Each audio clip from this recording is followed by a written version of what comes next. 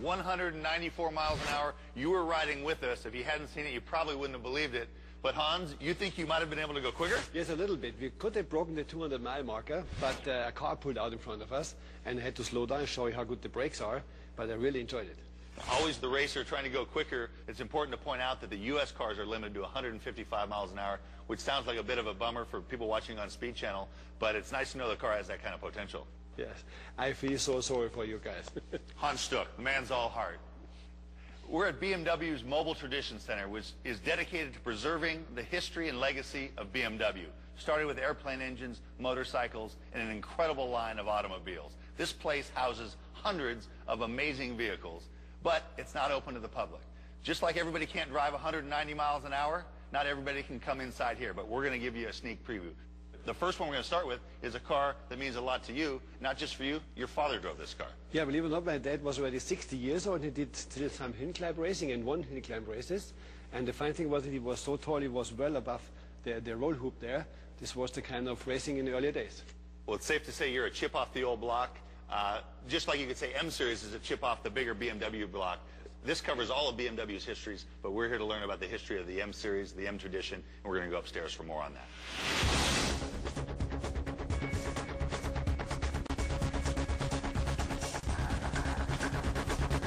When you get to actual M cars, the very first one, the one that started it all, is the M1, which was a radical departure. Tell us how this car came to be. It has been a long time since BMW had a cool roadster, and the combination of this Italian design with the BMW kidney, I think, really worked out pretty well.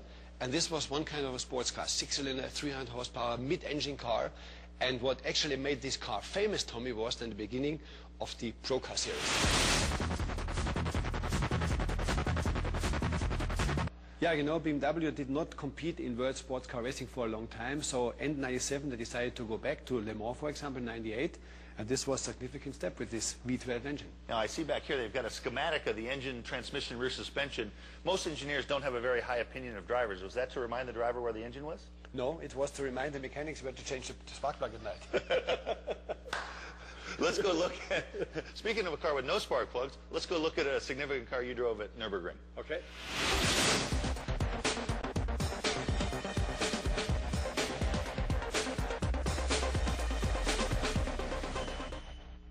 This was a car that you won the 24 Hours of Nürburgring in, and it's a diesel-powered 3 Series. You couldn't believe it was a diesel either when they first told you. I thought we never going to win a race with, you know, not the overall race. But then finally the tactic was to go with one tank of diesel. A stint was 4 hours, can you believe it or not, at the old Nürburgring. And beginning we thought we were never going to make it. But then it worked out fine. Now, being here, it's like being a kid in a candy store for me as well as you. If you could only take one home, though, which one would it be? It's one item. It's an M1, as we talked about from the famous Pro Car series. And BMW had Andy Warhol painted one, and that's what the one I would take home if I can. I mean, the car is a work of art itself, and then you had all the great artists of their time, Frank Stella, Calder, Liechtenstein, Warhol, all painted these cars. They're too valuable to drive. Did you ever drive one? Yes, I drove the Stella car with Ronnie Peterson on some races, but we get told before, don't crash it. If you do it, we chop your head off. Well, the head looks like it's still attached. We all know you've lost your mind. But just the kind of guy I want to go road driving with. We're going to get in the M6 and the Z4 M Roadster again and go to your hometown around the roads of Kitzbühel. You're going to bet it's fun.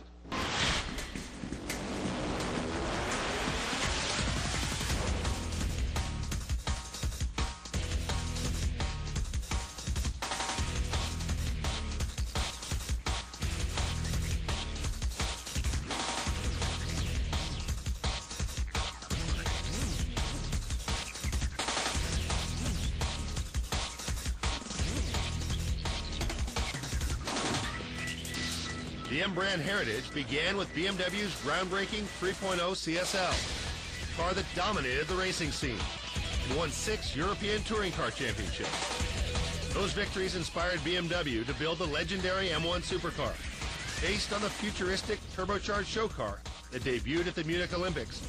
Only 400 M1 cars were ever produced. Manufactured between 1979 and 1980, it is now one of the rarest and most expensive M cars on Earth.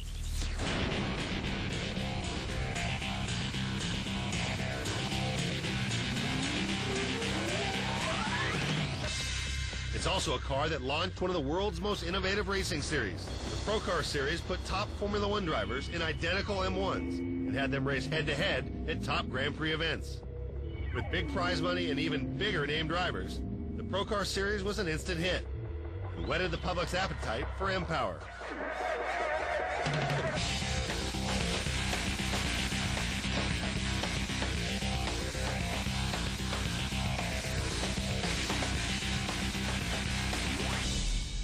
BMW responded by creating M cars that were based on production models. One of the first was a limited edition M6 Coupe. Well, let's go for a quick lap. Oh, you better put your seatbelts on.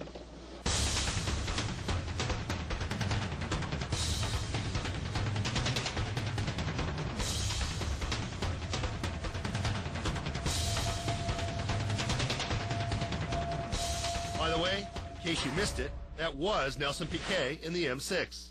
The first M5 was available only in black. A four-door family sedan with the Speed Demon Alter Ego. Although M cars had been produced in limited numbers for a small performance niche market, all that changed with the introduction of the M3.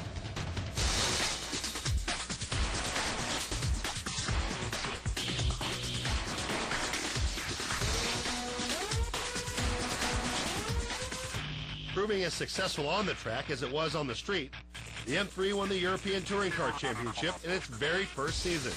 It went on to win over 1,500 races and some 100 international racing championships, including multiple victories at the 24 Hours of Spa, making it the most successful touring car of its time.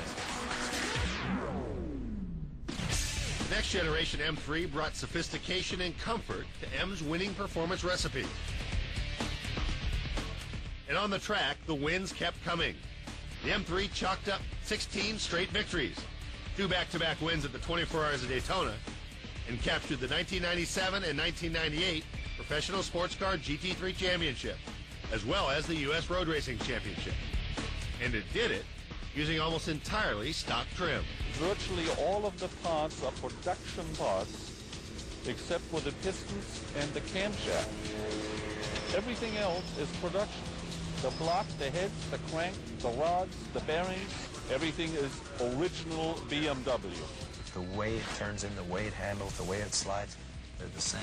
And that's pretty amazing to bring a street car right to the racetrack.